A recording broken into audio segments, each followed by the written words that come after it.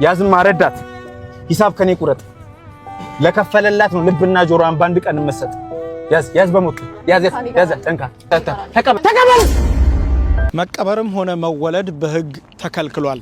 መኪናው አንደኛ አስገቦትኝና ወደፊት ነዳው ልክ ትራፊኮቹ ጋር ስደርስ ሁለተኛ ሶስተኛ አራተኛ ሳላስገባ ቀጥታ አምስተኛ ሳስገባ መኪናው በደግ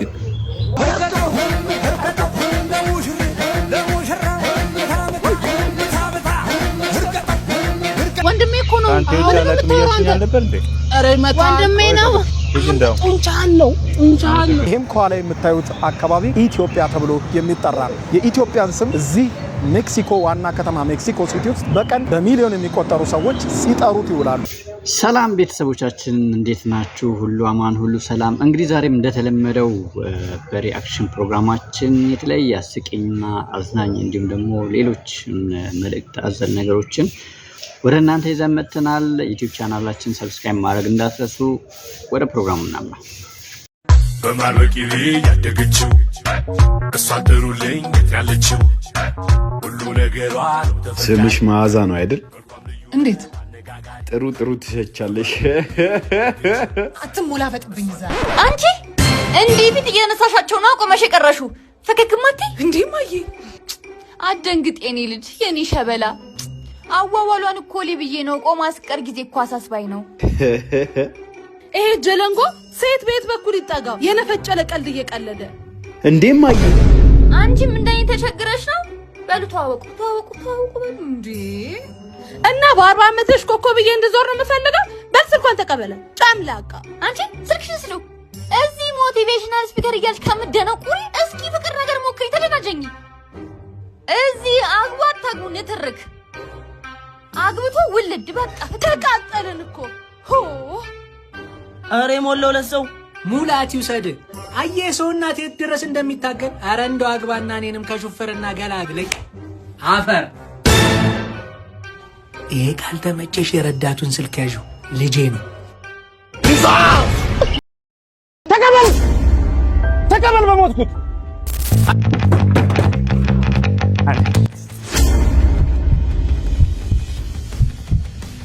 ቆንጂት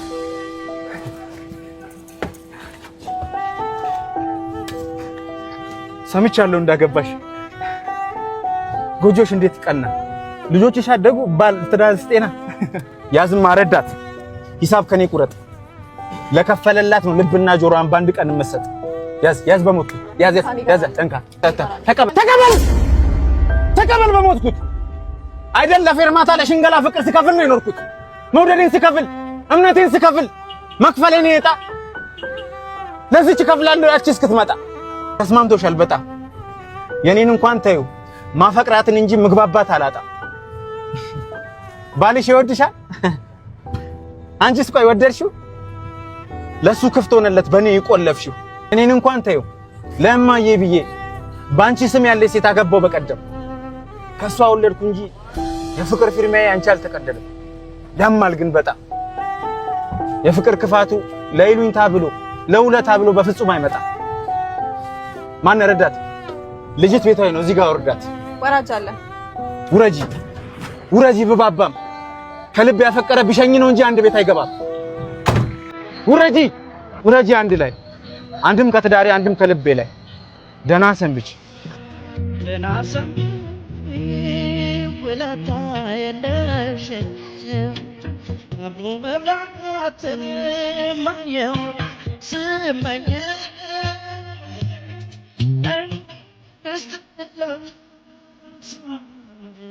ዳግመኛ እንዳይ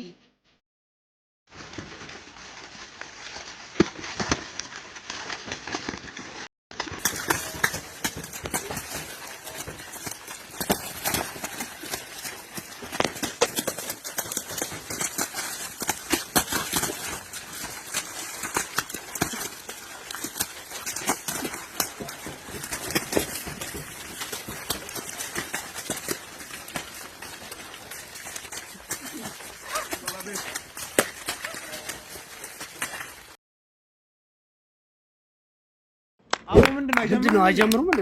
አረ ምንድነው ሰዓት ቆያለ። አረ ቴዲ ገባ እየጠበቁ ነው። እባክህ አይጀምሩም እንዴ? የሚስቁልኝ ይመስላል ግን ጊዜው ባያስቅም ሞክር።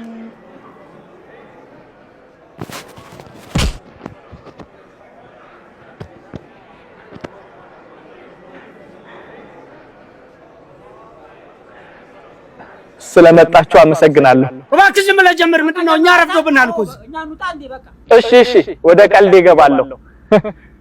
ጓደኛዬ በጣም ቀጭን ከመሆኑ የተነሳ ቦክሰር የሚያደርገው በቀበቶ ነው።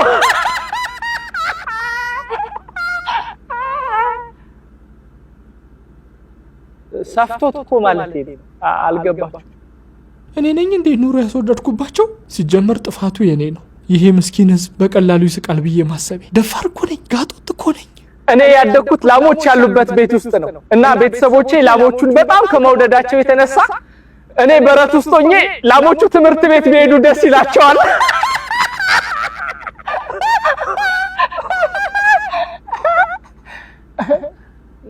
ላሞቹን ስለሚወዷቸው ማለት ነው። የዛሬው ቀን ግን ያልፍ ይሆን? ከዚህ መድረክ በሰላም ወጣ ይሆን ወይ? ይቅርታ አልጠይቃቸው እንዴ? ጭራሽ ሽጉጥ ሊያወጣ ነው እንዴ? እውይ የኔ ድንቡሽቡሽ፣ እች እንኳን የሀብታም ልጅ ነች። ምንም ብቀልድ ትስቅልኛለች። ሀብታም እኮ ቀልድ አይፈጅም። እውይ እና ጓደኛዬ በጣም ሱሰኛ ከመሆኑ የተነሳ ጠዋት ከእንቅልፉ ተነስቶ ያዛጋል።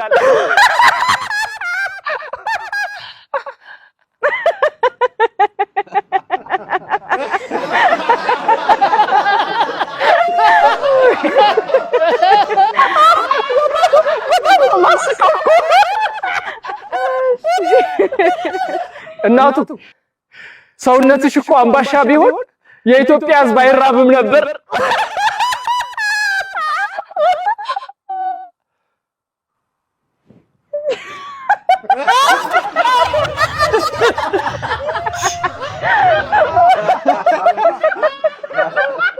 በእርግጠኝነት ከዚህ ከሚያምር ሳቅሽ ጀርባ ቀልኝ ብዬ አስቀየምኳት። የኔ ድንቡሽቡሽ፣ እኔ ድንግጥ ልበል? አለ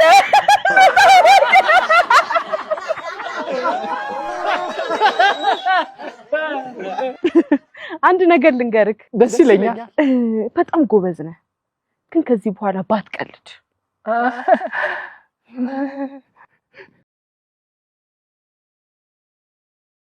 እሱ እስካለ ድረስ ሰግጠን እንቀልዳለን። ስግጥ ቅልድ እና ልጆች ምን አደከማችሁ? ልባም ወጣቶች እኮ መሆናችሁ ያስታውቃል። ለምን አትሉ? ለምን አትሉ? አልን እኮ ባትሉም ልንገራችሁ ብለን የለም እንዴ? አልን እኮ። እንግዲህ ጠጅ ተፈጣሪ የተሰጠ መጠጥ ነው። ለምን በሏ። ለምን ምን አልከኝ? ለምን ባትሉም ልንገራችሁ ብለን የለም አሁን አላልነው። እንግዲህ አረቄን አየህ እንደሆነ ከተቀበልክበትና መሬት ማስቀመጥ ተጀመርክ ጀምሮ መቀበሪያን እንዳየ ነው። አየህ፣ ጠላ የሆነ እንደሆነ ደግሞ እንዲህ ፊት ለፊት ተቀምጠህ ነው የምትጠጣው፣ ተፋጠህ ነው የምትጠጣው። በመሀልም አለበት ተሰው ጋር ያጣላል። ጠጅን አየህ እንደው ግን ይኸውልህ እንዲህ አፈር አድርገህ ታነሳትና ልጠጣ እንዲህ ቀና ስትል የፈጠረህ ባለቤቱ መድኃኒዓለምን ታያለህ። እሱን አመስግነህ በዛው ልብ አየህ። ታውቁ ውሳሜ አዲሱ ፍቅረኛዬ ነው። ማለት ምን እያልሽ ነው? ከአሜሪካ ነው የመጣው። የአሁኑ ደግሞ እንጋባለን። ኧረ ተይ፣ የአሁኑ ትጋባላችሁ? ከቀብርሽ ጋር አይጋጭብሽም? ኤክስኪውዝ ሚ፣ አንቺ ራስሽ ኤክስኪውዝ ትቀልጃለሽ እንዴ? ያለ የሌለ ብሬን ካስተፋሽ በኋላ ይሄን የሚያክል ዞን ላገባ ነው ትኛለሽ እንዴ? ምን ለማለት ፈልገህ ነው? ምን ልትሆን ነው? እና ይሄን የሚያክል ሰው እነዚህ ዞን ካልተባልክ ምን ልትባል? እስቲ ቦርጭን ተመልከተው። ለመውለድ የደረሰች ነፍሰ ጡር ሴት ራስ ሆዷ እንደዚህ ይነፋል። ያንተ የስንት ወር ቢሆን ነው? አንቺ ዝምት ያለሽ እንዴ ቀድሞሽ ሲያረግዝ? ለማንኛውም ያጥሮፍ አትስማሽ። ምን ለማለት ፈልገህ ነው? እኔ የምላችሁ ሰውዬው ግን አልተጎዳብኝም። በእናትህ አልጎዳሁትም። ኧረ አንተ ዝም በል በእናትህ። ተጎድተህም እንዲህ ታወራለህ እንዴ? የምሬን እኮ ነው። እንዴ ባይኔ እኮ ነው ቡጢውን የመታሁት። አንተ በእናትህ ዝም ብለህ ሄድ። በእናትህ አንተ ትቀልዳለህ። ልቤንም አጥንቴንም ሰበሩት። ወይኔ ምክንያቱም ክቡራን ተመልካቾቼ እስቲ አሁን እንግዲህ ፊቴ ላይ ከሚያርፈው ፀሐይ እንዲሁም እዚህ ጋርም ጥላዬን ትመለከቱታላችሁ። ጥላዬንም እያያችሁት ነው። ጥላዬን አይታችሁ በአጠቃላይ ስንት ሰዓት ይመስላችኋል? አሁን በሀገሬው ሰዓት አቆጣጠር ስንት ሰዓት ይመስላችኋል? እጅግ በጣም የሚያስደንቅ ነው። እንግዲህ ዋናው ወደዚህ ወደ አርክቲክ ሰርክል ላይ ስትመጡ የሚያስደንቀው ወይም ወደ ሰሜናዊ ዓለማችን ዋልታና ወደ ደቡባዊ ዓለማችን ዋልታ ስትወርዱ የምታዩት እንግዳ የተፈጥሮ ጸባይ ደግሞ አንዱ ይህ የ24 ሰዓት ፀሐይ ክስተት ነው። ምክንያቱም በዚህ በስቫልቫርድ ምድር ላይ ለሚቀጥሉት 3 ወራቶች ምንም አይነት ጨለማ የሚባል ነገር አይታይም። ስለዚህ አሁን ላይ ብታምኑም ባታምኑም ከሌሊቱ 7 ሰዓት ወይም 1 AM ነው። ከሌሊቱ 7 ሰዓት ነው። ፀሐይ እዚህ ጋር ነች። ስለዚህ ፀሐይን ቀጥታ በአይናችሁ የምትመለከቷት እዚህ ጋር ነው። እንደዚህ ዞራ በዚህ ስትመጣ ታያቻላችሁ። ያው ፀሐይ በባህሪዋ አትዞርም፣ ያው ጂኦግራፊ ላይ እንደተማር ነው ማለት ነው። ስለዚህ ምድር ናት የምትዞረው። ነገር ግን እናንተ የዙረቱ ስለማይሰማን እኛ የምናየው የፀሐይ እንቅስቃሴ መስሎ ነው። ስለዚህ እንግዲህ ፀሐይ እንደዚህ ስትሄድ እናያታለን ማለት ነው።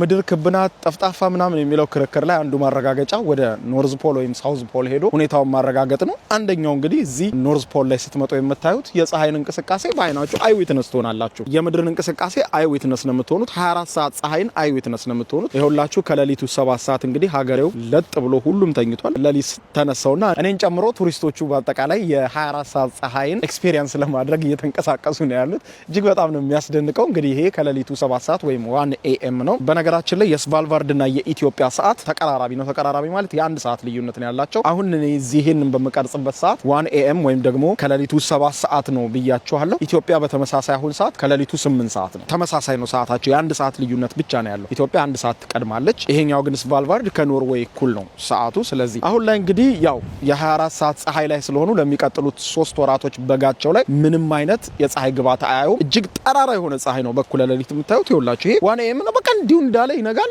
እንዲሁ እንዳለ ይመሻል። ሰዓታችሁን ካላያችሁ በስተቀር ምንም ቀንና ሌሊቱን መለየት በዚህ በሰሜን ዋልታ ላይ ፈጽሞ የማይቻል ነው። እንዲሁም ክረምታቸው ላይ ደግሞ ስንመጣ ከዚህ ቀደም ትሮምሶ ወደ ተባለው የኖርዌይ ክፍል ተጉዤ ለኖርዝ ፖል ቅርብ የሆነ ልክ እንደዚህ ቅርብ አይደለም፣ ይሄ ለኖርዝ ፖል ኦሬዲ ኖርዝ ፖል ላይ የገባ ነው ወይም ደግሞ አርክቲክ ሰርክል ላይ ያለ ስለሆነ እርግጥ ነው። ስለዚህ ወደ ትሮምሶ ተጉዤ 24 ሰዓት ጨለማ እንዴት እንደሚሆኑ አሳይቻችሁ ነበር። ክረምት ላይ ደግሞ ለ3 ወር ኮምፕሊትሊ ዳርክ። አሁን እዚህ ስትመጡ ደግሞ ኮምፕሊትሊ 3 ወር 4 ወር ሙሉ በሙሉ ጨለማ ነው። 24 ሰዓት አይነጋም። ይሄ ደግሞ እንግዲህ ከዚህ ቀደምም ጂኦግራፊ ላይ እንደተማር ነው። ህፃናትም ይህንን ቪዲዮ እንደምታዩ እርግጠኛ ነኝ። ያው ጂኦግራፊ ላይ አሁንም እየተማራችሁት እንዳለ እርግጠኛ ነኝ። ስለዚህ ፀሐይ እንግዲህ ከአድማሷ ከፍና ዝቅ ስትል በየጊዜው የወቅቶች መፈራረቅ ይከሰታል። ስለዚህ በዚህ በአርክቲክ ሰርክል ላይ ክረምቱ ሲመጣ ለ4 ወር ሙሉ በሙሉ ጨለማ ሲሆኑ ለ3 ወር ደግሞ በጋቸው ሲመጣ ሙሉ በሙሉ ፀሐይ 24 ሰዓት ይሆናሉ። ከዛ ውጭ ያሉትን ወራት ደግሞ የተመጣጠነ ፀሐይና የተመጣጠነ ጨለማ የማግኘት እድላቸው ይከሰታል ማለት ነው። እንግዲህ ለነሱ እንግዳ አይደለም፣ ለኛ ነው እንግዳ። እንግዲህ በሌሊት 7 ሰዓት እንደ አይነት ጠራራ ፀሐይ ሲወጣ ኢማጂን ላይክ በጣም እንግዳ ክስተት ነው፣ በተለይ ለንደን አይነቱና በዚህ በኖርዝ ፖል አካባቢ የሚኖሩ ሰዎች በጣም ጥቂት በመሆናቸው እምብዛው የዓለም ህዝብ ሌሊት ፀሐይ እንደሚወጣ ያቅም ወይም ደግሞ 24 ሰዓት ፀሐይ እንደሆነ ኤክስፒሪየንስ የሚያደርገው ለኖርዝ ፖል ተጠግቶ ወይም ደግሞ ለሳውዝ ፖል ተጠግቶ የሚኖር ብቻ ነው። ለሳውዝ ፖል እርግጥ ቅርብ የሆኑ ብዙ ሀገራት የሉም እንደ ኒውዚላንድ የታችኛው ወይ ደግሞ እንደ አውስትራሊያ ወይ ደግሞ በአርጀንቲና አካባቢ ወደ ታች ስትሄዱ ካልሆነ በስተቀር ብዙ ለሳውዝ ፖል ወይም ደግሞ አንታርክቲካ የምንለው ብዙ ለሰው ልጆች ሩቅ የሆነ ነው። ነገር ግን ይሄ አርክቲክ ሰርክል የምንለው ኖርዝ ፖል ደግሞ ከላይኛው ለመሬት የቀረበ ስለሆነ ብዙ ሰዎች አክሰስ ያደርጉታል ማለት ነው። ስለዚህ ይሄ እንግዲህ እንግዳ የተፈጥሮ ጠባይ ነው። አንዱ ስቫልቫርድን ስትጎበኙ ኤክስፒሪየንስ ከምታደርጉት መካከል ይሄ ነው ማለት ነው። እንግዲህ በጣም ላይክ በጣም ያስደንቃል። እኔ እጅግ በጣም ተደንቅ ያለው ተራሮቹ በጣም ነው የሚያምሩት። ኤኒ ታይም እንቅልፍ እምቢ ካላችሁ ብድግ ብላችሁ በቃ ወክ ማድረግ ነው እና ዛሬ ደግሞ ክሩዝ ሺፕ ከሌላ ሀገር መጥቷል። ክሩዝ ሺፕ እንግዲህ ስቫልቫርድን፣ አይስላንድን እንዲሁም ደግሞ ግሪንላንድ እያለ ይዞራል። በአካባቢው ላይ የአርክቲክ ላይ ክሩዝ ሺፖች አሉ። እነዚህ ክሩዝ ሺፖች እንግዲህ ሲመጡ ከፍተኛ የሆነ ገንዘብ ይዘው ነው የሚመጡት ለስቫልቫርድ ማለት ነው። አሁን ላይ ከፊት ለፊቴ እንደምመለከተው ትናንትና ምሽት ላይ የገባ ትናንትና ልበሊያው ኦሬዲ ከሌሊት 6 ሰዓት ስላለፈ ማታ የገባ ክሩዝ ሺፕ አለ። በጣም ግዙፍ ክሩዝ ሺፕ ነው። ከዚህ ላይ እንግዲህ በአንድ ጊዜ የሚመጡት ወደ 3000-4000 ሰዎችን ይዞ ነው የሚመጣው ክሩዝ ሺፕ። ይሄ ማለት ደግሞ ስቫልቫርድ 2500 አካባቢ ነው ነዋሪዎቿ። ከነዋሪዎቿ ቁጥር የበለጠ ሰው ይዞ ነው የሚመጣው። ስለዚህ ምን ማለት እንደሆነ አስቡት። ለሻይ ቤቶቹ፣ ለመጠጥ ቤቶቹ፣ ለሆቴሎቹ ከፍተኛ የሆነ ገንዘብ ነው የሚመጣው። ስለዚህ ገና ክሩዝ ሺፕ ሊመጣ ነው ሲባል ወይም ደግሞ መዳረሻው ሲታወቅ ነገ ይደርሳል ሲባል ሆቴሎች ይዘገጃጃሉ። ብዙ የሀገሬው ሕዝብ ቢዝነሱ ስለሚነቃቃ ይዘገጃጃሉ። በየሳምንቱ ደግሞ ክሩዝ ሺፖች እንደዚህ ይመጣሉ ማለት ነው። እንግዲህ ሚድናይት ሰን ወይም ደግሞ የ24 ሰዓት ፀሐይ ይኸውላችሁ በአርክቲክ ሰርክል ላይ እንደዚህ እንደወጣ ነው ማለት ነው።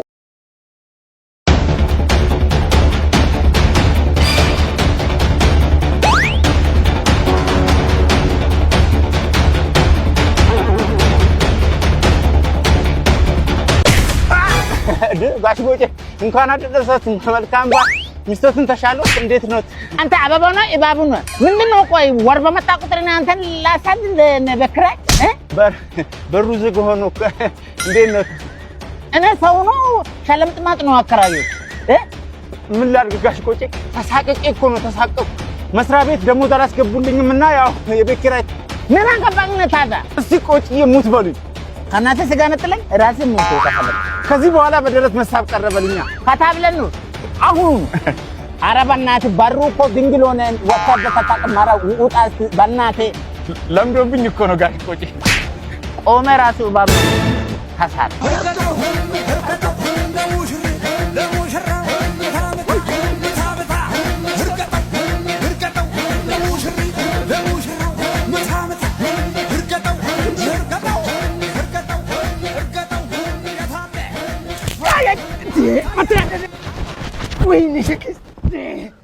ወይኔ የበላኝ ይሄ ከይሲ ጭራሽ ልጄን ከጄ መሞንጫፍ ሳይት ልትግጠኝ እኔንም እንዲህ ነበር አንጀቴን ሲግጡት የኖሩት እርሶ ሰው ነዎት እንዴ እኔና እሷን ለመለያየት ምን ያልፈነቀሉት ድንጋይ አለ የማንም ቅሪላ ልጄና ይወስዳትም ብለው ያንጓጠጡኝን የምረሳሎት እንዳይመስሉት ይሄው ልጅቷን ከሁሉም ሰዎች አለያይተዋት የሰርጓ ቀን እንኳን የሚመጣ አንድ ሰው ጠፋ አንድ ሰው እኔንም ሴት ሚዜን ያሳጡኝ በቃ ብቻዬን ማደረኝ አንዳች የሚያለያይ ነገር ያለያያችሁ አሁንም ቢሆን ልጄ ወርቅ ናት አንተ እንደውም እኔ ባለውለታው ነኝ አመስግኑኝ የማይሄድ ዕቃ ነው ያነሳውሎት ዝጋ ምናምን አስነክታት ነው እንጂ በጤነኛ አምሮ የኔ ልጅ አንተን አትመርጠህ ጠብን ያረኳት ጠይቋት እውነት ነው የኔ ልጅ ወደሽው ነው አሁን ገና ነው ሞትኩት አሁን ይሄ ከዚህ እንደምን ይወደዳል ሳቁ አስተያየቱ አኮሰታተሩ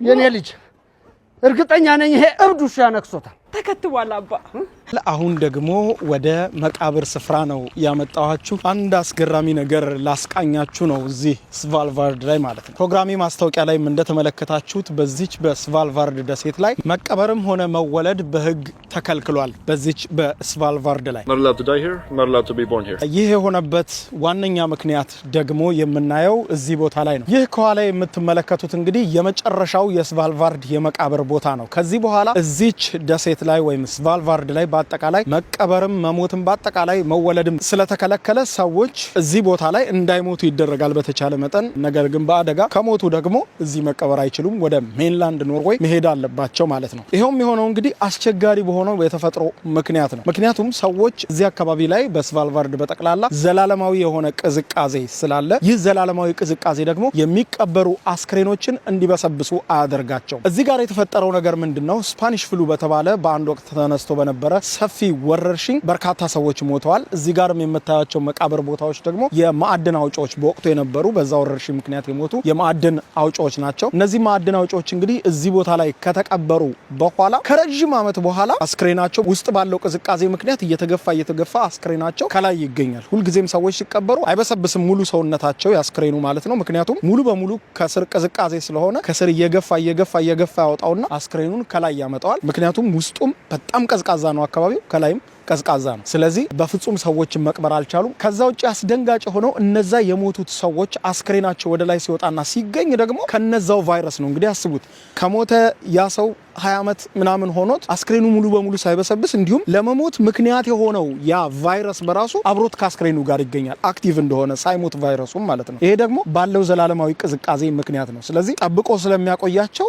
ያ ሁኔታ እንዳይከሰት እነዛ አስክሬኖችም ሲሞቱ በበሽታም በምንም ላለውም ሰው ድጋሚ ማስተላለፉ ነገር ስለሚጨምር ከ20 ዓመትም ከ30 ዓመትም በኋላ አስክሬኖቹ ስለማይበሰብሱ ተብሎ እዚች የስቫልቫርድ ምድር ላይ ሙሉ በሙሉ ሰዎች መቀበር ተከለከለ ማለት ነው ስለዚህ እንግዲህ በአሁኑ ሰዓት መሞትም አይቻልም ይባላል አክቹሊ ህጉ መሞት አይቻልም የሚለውን ሳይጠራ መቀበር ክልክል ነው ነገር ግን መሞትም ክልክል ነው የተባለ ሰዎች አሁን ሊሞቱ ሲያጣጥሩ በፍጥነት ወደ ሜንላንድ ኖርዌይ ይሄዳሉ ምክንያቱም አስክሬን ማጓጓዝ በጣም ከባድ ነው ዋጋውም ውድ ነው ስለዚህ ሰዎች እዚህ ቦታ ላይ መሞት አይችሉም መሞት የሚችሉት ከሜንላንድ ኖርዌይ ላይ ሄደው ነው ስለዚህ በቅርብ ባሉ የሜንላንድ የኖርዌይ ከተሞች ላይ በፍጥነት እንዲጓጓዙና በዛ አረፍታቸው እንዲደረግ ይደረጋል ነገር ግን እንዴት እንደምንሞት የምንወስነው እኛ አይደለንም በተለያየ ምክንያት ምናልባት በአደጋ በምናምን ሊሞት ይችላል። የተለያየ አደጋ አጋጥሞ ሰው ሲሞት ደግሞ አስክሬኑ ይላካል። አስክሬን መላክ ግን ውድ ስለሆነ ሰዎች ልክ መሞቻቸው ሲቃረብ በፍጥነት ወደ ሜንላንድ ኖርዌይ የሚላኩበት ሁኔታ ነው ያለው። ሲሞቱም የሚቀበሩት በዛ ነው። መወለድን በተመለከተ ደግሞ በዚህ ያለው የጤና ፋሲሊቲ በጣም ከባድ ስለሆነ አንዲት እርጉዝ እስከ 8 ወሯ ብቻ ነው እዚህ ስቫልቫርድ ላይ መቆየት የሚፈቀድላት። ካለዛ ሜንላንድ ኖርዌይ ላይ ትላክና በዛ እንድትገላገል ትደረጋለች ማለት ነው። ከዛ በኋላ ነው ወደዚህ የምትመጣው። በህግ አንዲት እርጉዝ እዚህ ስቫልቫርድ ደሴቶች ላይ መውለድ በፍጹም አትችልም ማለት ነው። እንግዲህ የመወለድና የመሞት ህጋቸው ይህንን ይመስላል ማለት ነው። የምትመለከቱት ይህም የመጨረሻው የስቫልቫርድ የመቃብር ቦታ ነው ማለት ነው። እንግዲህ ስቫልቫርድ እንደምታዩት በዚህም ፕሮግራም እያያችሁ እንደሆነ በጣም አስደናቂ ነው። እጅ ባፍ የሚያስጭኑ የተለያዩ አይነት የተፈጥሮ ጠባይ እንዲሁም የሰዎች አኗኗር አስገራሚ ህጎች ነው ያላት። ገነገርኩ ነው። እኛ ክለብ ምናምን ስንወጣ በጀማ ነው የምንዝናነው። ደቀ ብለን ከበነው ምናምን ክለቡ የሆነ ቀን እንዲሁ እየተዝናናን በጀማ ውስኪ ታዟል ምናምን እየተዝናናን ነው። እኛ ለካ አላየናችሁም። ከኋላ ጠላት ገብቶ ከዛ ከጠላት መካከል አንዱ ገጀራ ይዞ መጥቶ እኔ ላይ ሰነዘር። ድንገት ነው አይነ ዞር አልኩበት። ፈጣሪ ያላ ምን እንደሆነ አላውቅም። ዞር ስልበት እኔ በገጀራው ውስኪው ነው እኔን ስቶኝ ማለት ነው።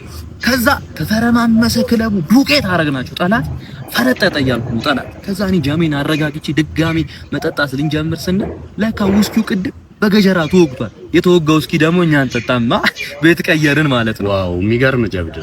ምን እኔ እኮ በ18000 ብር የገዛሁትን መኪና እኮ ታኮ ማድረገው በድንጋይ አልነበረ በጥርዝ 40,000 ብር ነበር። የሰፈር ልጆችን ራሱ መኪናውን አቁሜ ይጠበቅ ስላቸው መኪናውን ሲሆን ብሩ ነበር የሚጠብቁት። ይገርማል። የዛኔ መላላ ያ እኔ በዛ ላይ ብር ብቻ ሳይሆን አስማት ሹፌር ነኝ።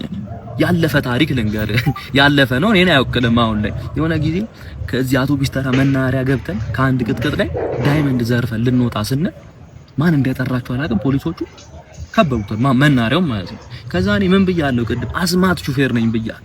መኪናውን ይዤ በቅያስ አልኩኛ። ከአውቶቡስ ተራ በሁለት ደቂቃ ደብረ ዘይት መንገድ ወጣኝ ማለት ነው። ከዛ የነዳሁት እያለ ከፊት ትራፊኮች እንዳለ መንገዱን ዘግተውታል በሞተር ምናምን። ደርሷቸዋል መረጃው ቅድሚያ። ከዛ ወደ ኋላ ልመለስ ላይ የቅድሙ ፖሊሶች መጡብኝ ከኋላ። ምን ላድርግ? እስከ ዛሬ ማረሰውን አንድ ጀብድ እንድፈጽም አስገደዱኝ ይላል። መኪናውን አንደኛ አስገቦትኝና ወደፊት ነዳሁት። ልክ ትራፊኮቹ ጋር ስደርስ ሁለተኛ፣ ሶስተኛ፣ አራተኛ ሳላስገባ ቀጥታ አምስተኛ ሳስገባ መኪናው ብድግ አለችና መኪና ትራፊኮቹን ዘለለቻቸው ማለት ነው። እኔ በረረሽ ማለት ይቀለኛል። ከዛ አየር ላይ ያለች መኪናዋ በስፖኪ እንዲህ በየ ሳያቸው ትራፊኮቹ እንዳለ ኮፍያቸውን አውልቀው እያሉ ነው ፕሌን መስሏቸው። ከዛ በገጋ አልኩኝና ለኔ ብርቅ አይደለም የኋላ ሳስገባ መኪናው እርፍ ስትል የኋላው ጎማ ፈነዳ። ከዛ በቸርኬ ደስ ይገባውላሉ ከደብረ ዘይት ማለት ነው። ልክ ደስ ጋር ስደር መኪናው አልቻለችም በትንትናለች። ልክ ስንኖር የቅድሞቹ ፖሊሶች አልፈቱንም እየተከተሉ ነው። ደስ የሆነ ቅጅ አስር ገቦኝና ማቀው ግድንግድ ተቧል ጉርጓድ ማለት ነው። ጥልቅ አልንባቸው ተሰወርን ማለት ከፖሊሶቹ። ከዛ በዛ ጉርጓድ 2 ወር ከ3 ቀን ተጉዘን በዳዴ 2 ወር ከ3 ቀን ተጉዘን አባይ ወጣን ማለት ነው። ከዛ እዛው አባይ ሻወራችንን ወስደን ምናምን እየዋኘን ግብጽ ገባን። ግን ያው ሁሉ አልፎ ዛሬ ለሀገራችን በቃን እላለሁ እኔ። እዚህ አሁን ወደ ኢትዮጵያ ወደ ተባለው አካባቢ እየሄድኩ ነው። እንግዲህ አዲስ አበባ ሜክሲኮ ወደምንለው አካባቢ እንደመሄድ ማለት ነው። ስለዚህ እንሂድስ። ልክ በኢትዮጵያ ዋና መዲና ሀገራችን አዲስ አበባ ላይ ሜክሲኮ የሚባል አደባባይና ሜክሲኮ የሚባል አካባቢ እንዳለ ሁሉ ይሄም ከኋላ የምታዩት አካባቢ ኢትዮጵያ ተብሎ የሚጠራ ነው። የኢትዮጵያን ስም እዚህ ሜክሲኮ ዋና ከተማ ሜክሲኮ ሲቲ ውስጥ በቀን በሚሊዮን የሚቆጠሩ ሰዎች ሲጠሩት ይውላሉ። የራሱ ታሪክ ስላለው እንግዲህ ዋናው መነሻና ይህ አካባቢ ለምን እንደተሰየመ ታሪኩን አጠር አድርጌ ለመንገር ልሞክር። ይኸውም እንግዲህ በአጼ ኃይለ ሥላሴ ጊዜ ይጀምራል። ይኸውም ቀዳማዊ አጼ ኃይለ ሥላሴ በስልጣን ላይ በነበሩ ሰዓት ጣሊያን ለወረራ ኢትዮጵያ እንደመጣች ይታወቃል። 5 ዓመታትም ጣሊያን ኢትዮጵያ ውስጥ እንደቆየች ይታወቃል። በዚህ ጊዜ እንግዲህ ይህንን ወረራ ከተቃወሙ 5 የዓለም ሀገራት መካከል አንዷና ዋናዋ ግንባር ቀደሟ ሜክሲኮ ነበረች። በወቅቱ በሊግ ኦፍ ኔሽን በተሰኘውና በአሁኑ ደግሞ የተባበሩት መንግስታት ድርጅት እየተባለ በሚጠራው ድርጅት ውስጥ እንግዲህ ኢትዮጵያን ከደገፉ ውስንና ጥቂት ሀገራት መካከል ግንባር ቀደሟ ሜክሲኮ ነበረች። በዚህም ኢትዮጵያ ሜክሲኮን አብዝታ ታመሰግናለች። ከዛ በኋላም እንግዲህ ቀዳማዊ አጼ ኃይለ ሥላሴ በእንግድነት ወደዚህ ሀገር እንዲመጡ ተደርገው በሜክሲኮ ሲቲ ከፍተኛ አቀባበል ተደረገላቸው። አቀባበሉ ብቻ ሳይሆን አንድ አደባባይንና በዚህ አካባቢ ያለ አንድ ትምህርት ቤትን መርቀው እንዲከፍቱ የሜክሲኮ መንግስት በወቅቱ አደረጋቸው። እነዚያ ትምህርት ቤትና ይሄውም አደባባይ እዚህ ከኋላ ያለውም አደባባይ ኢትዮጵያ በሚል ስም ተሰየመ ለቀዳማዊ አፄ ኃይለ ሥላሴ ክብር ተብሎ ማለት ነው። እንግዲህ እሳቸውም በዚህ በጣም በመደመም አፄ ኃይለ ሥላሴ በወቅቱ ወደ ኢትዮጵያ ከተመለሱ በኋላ እሳቸውም በወቅቱ ትክክለኛ ስሙን ባለ አስታውስም ግን ማይጨው አደባባይ ይመስለኛል። አሁን ሜክሲኮ የሚባለው አካባቢ ሜክሲኮ አልነበረም፣ ማይጨው አደባባይ ይባል እንደነበረ ነው ታሪኩን የማውቀው። ያን ማይጨው አደባባይ ልክ እነሱ ኢትዮጵያ አደባባይ ብለው እንደሰየሙት ሁሉ አፄ ኃይለ ሥላሴም እንግዲህ ሀገራቸው ከተመለሱ በኋላ ሜክሲኮን ለማመስገን ብለው ሜክሲኮ አደባባይ ብለው ሰየሙት ማለት ነው። ከዛ በኋላ እንግዲህ አንድ አሳዛኝ ክስተት ይከሰታል እዚህ ሜክሲኮ ውስጥ። ይኸውም እንግዲህ ታሪክ ብዙ ጊዜ በሂደት ይደበዝዛል። በኋላም ሜክሲኮ የመንግስታት መቀያየር ባጋጠመ ጊዜና ብዙ ጊዜ ከተሞች ሲሰፉና ሳያድጉ በመቆፈር በተለይ ባቡር ከላይ የሚታዩ ባቡሮችን አንደርግራውንድ ማድረግ ከላይ ትራሞችን መስራት ምናምን እንቅስቃሴ ያደርጋሉ። በዚህ ጊዜ እንግዲህ ይሄ ኢትዮጵያ የሚለው በወቅቱ ተሰይሞ የነበረው አደባባይ በኋላ እንዲፈርስ ተደረገ። አካባቢውም ስሙ እንዲቀየር ተደረገ። እዚህ ጋር ግን አንድ በጣም የሚገርም ነገር ተከስቷል። በወቅቱ እንግዲህ ኢትዮጵያ የሚለው አደባባይ በስፋት ይታወቅ ነበር። አካባቢው ኢትዮጵያ ተብሎ ሲጠራ በወቅቱ የሜክሲኮ መንግስት ያሳለፈውን ይህንን የአካባቢውን ስም ከኢትዮጵያ ሽሮ ሌላ የሜክሲኮ ስም የመስጠት እንቅስቃሴ በከፍተኛ ሁኔታ ከራስ ተፈሪያን ተቃውሞ ገጠመው። በዚህ በሜክሲኮ ውስጥ የሚኖሩ ራስ ተፈሪያን በየጊዜው እየተሰባሰቡ ከፍተኛ የተቃውሞ ሰልፍ በማድረግ ኢትዮጵያ የሚለው ስም ዳግም መመለስ አለበት ሲሉ ተቃውሞ አደረጉ። ከበረታ እና ሰፊ ጊዜ ከያዘ ተቃውሞ በኋላ የሜክሲኮ መንግስት ወደ ቀድሞ ስሙ ኢትዮጵያ ይመለስ የአካባቢው በሚል ውሳኔ ያሳልፋል። አደባባዩ በአካባቢው ባይኖርም አንደርግራውንድ የሚሄደው የባቡር መስመር ሜትሮ ማለት ነው የሜትሮ መስመር እንዲሁም አካባቢው ላይ ያሉ በሙሉ ስሞች እንደ አዲስ ተነስተው በኢትዮጵያ እንዲተኩ ተደረጉ። አሁን ላይ ይሄ አካባቢ ኢትዮጵያ ተብሎ ይጠራል። ሜትሮ ስቴሽኑም ከስር አለ። ታሪኩን በሚያስታውስ መልኩ እንግዲህ ሞአንበሳ በቀድሞው እንግዲህ በአፄ ኃይለ ሥላሴ ዘመን እንደ ሲምቦል ሆኖ ያገለግል ስለነበር የኢትዮጵያ ስም ባለበት በሙሉ የአፍሪካ ካርታ ይደረግና የአንበሳ ስዕል ይደረጋል ማለት ነው። ይሄውም እንግዲህ ከአፄ ኃይለ ሥላሴ ጋር የሚገናኘውን ነገር ለማመልከት ታስቦ እንደተሰራ ለመግለጽ አይዶን ነው። እንግዲህ እዚህ ቦታ ላይ ስመጣ የመጀመሪያ ስለሆነ ሜቢ ሜትሮ ስቴሽኑ ይሄ በኢትዮጵያ ስም የተሰየመው ገብተን ለማየት ሞክር። ይሄ ነው እንግዲህ ሜትሮ ስቴሽኑ በኢትዮጵያ ስም የተሰየመው። እንደምታዩት ከላይ ኢትዮጵያ ይላል እና በእነሱ ሲጽፉት እንደዚህ ነው ኢትዮጵያ የሚጻፈው። ኢትዮጵያ ፕላዛ ዴላ ትራንስፓረንሲያ ይላል። ወደ ውስጥ ስትገቡም እዚህ ጋር እንግዲህ የሞአ አንበሳ ስዕል ታያላችሁ። እዚህ ጋር እንደምታዩት ቅድም የገለጽኩላችሁ ይሄን ነው የሞአ አንበሳ ስዕል ታያላችሁ። ይሄው እንደምታዩት ኢትዮጵያ ፕላዛ ዴላ ትራንስፓረንሲያ። ይሄ የምድር ውስጥ መሸጋገሪያ ነው እንደምታዩት ወደ ሜትሮ መግቢያቸውና ከምድር ስር ደግሞ መሸጋገሪያ ነው። አሁን ከምድር ስር እየተሸጋገረ ነው። ይሄ ባቡር ስቴሽን ነው ሆነ ባቡር ስትፈልጉ በዚህ ትገባላችሁ። እዚህም የኢትዮጵያ ስም እንደምታዩት በሙሉ ይሄ ሜትሮ ስቴሽን ስሙ ኢትዮጵያ ሳሊዳ ይላል። ሳሊዳ ማለት በስፓኒሽ መውጫ ማለት ነው። አስፋልቱን አሁን ተሻገርን ማለት ነው። ባቡሩን ትተነው እንደውም ከኛ ሀገርም ይበልጣል። ለምን እኛ ሀገር እንግዲህ ሜክሲኮ የሚለው በቃ ሜክሲኮ አደባባይ ከዛ ሜክሲኮ የሚል እዚህ እኮ ኤቭሪ ኮርነር ላይ ኢትዮጵያ ኢትዮጵያ ኢትዮጵያ ኢትዮጵያ የሚለውን ስም አታጡትም። አንበሳውንም ምኑንም ሁሉንም ነገር አስቀምጠውት። ይሄ ደግሞ የባስ ስቴሽናቸው ነው እዚህ ሜክሲኮ ውስጥ ማለት ነው። እዩት። ይሄም ፕላዛ ዲላ ትራንስፓረንሲያ ኢትዮጵያ ይላል። ሶስቱም እዚህ ጋር ብቻ እንግዲህ የባሶቹ መስመሮች በያዘ መልኩ እዩት። 1 2 3 ጊዜ ኢትዮጵያ የሚላለው ያው በባስ የሚጓጓዝ ሰው እዚህ ጋር ይሄዳል ማለት ነው። የባስ መስመሮች የተለየ ስለሆነ ማለት ነው። እና ተመልከቱ በጣም ብዙ ቦታ ኢትዮጵያን የምታዩት። አሁንም በዛ ጋር ደግሞ ተሻግሬ ላሳያችሁ። እና ይሄ ደግሞ ዋና ሴንተር አካባቢ ስለሆነ በጣም ብዙ ሰዎች የሚጓጓዙበት ነው። ብዙ ሰዎች የሚቀጣጠሩበት ነው። ልክ አዲስ አበባ ላይ ሜክሲኮ በመቶ ሺዎች ሰዎች ስትጠራ እንደምትውለው እዚህም ኢትዮጵያ የሚለው ስም እንግዲህ በመቶ ሺዎች እየተጠራ ይውላል ማለት ነው። እንደምታዩት እዚህ ጋር የምታያቸው ታዩታላችሁ። ኢትዮጵያ እንሻገርና ላሳያችሁ። ያ ይታያችኋል። ኢትዮጵያ ፕላዛ ዴላ ትራንስፓረንሲያ ደግሞ እንሻገር። አሁን እንግዲህ ብትቆጥሩት አያልቅም። ላይ ኤቭሪ ኮርነር ላይ ነው የኢትዮጵያን ስም የምታገኙት እዚህ ሜክሲኮ ውስጥ ማለት ነው። እና እዩት እዚህ ጋርም ኢትዮጵያ፣ እዚህ ጋርም ማን ይላል ኢትዮጵያ። እንግዲህ ከሜክሲኮ ጋር ባለን ሁኔታ እነሱ በተደጋጋሚ ስማችንን እንደዚህ አስቀምጦታል። እኛ ግን ያን ያህል እንደውም ቦታ ሰጥተናቸዋል ብዬ እኔ አላስብም። ከቦታው መጠሪያ እነሱ እኮ ከቦታ መጠሪያ አልፎ በየቦታው የሜትሮ ስቴሽኑ ምኑ በቃ ኢትዮጵያ ኢትዮጵያ ኢትዮጵያ ኢትዮጵያ ስም ነው የሚውለው። እና ሉክ አሁን ራሱ ከፊት ለፊት ፕላዛ ዲ ትራንስፓረንሲያ ሉክ ይህን ስቴሽን አንብብልኛ ኢትዮጵያ። እንግዲህ ታሪኩን ለማታውቁትና አዲስ አበባ ውስጥ በሜክሲኮ የሚጠራ ስም ያለው ከተማ ለምን ኖረ የሚለው ጥያቄ ለሆነባችሁ ሰዎች ዛሬ እንግዲህ በዚህ የሜክሲኮ ጉብኝታችን ቪዲዮ የመጀመሪያው ክሊፕ ላይ ተረድታችሁታል ማለት ነው። አረ ወንድም አንተ ላተርፍ ብዬ ነው። ምን ሆነ ነው? አንቺ ትላንት አንቺ ጋር የሚሄደው ልጅ ወንድምሽ በጥፊ እንደዚህ አልመታ ወንድሜ ስለሚወደኝ ነው። አታስቀበለዛ ዞርበል። ቆይ ተረጋጋ። ከማን ጋር ነበር? ከማንም ጋር ወንድሜ እኮ ነው። አረ መታ ወንድሜ ነው። ጡንቻ አለው። እሺ ብመታውስ?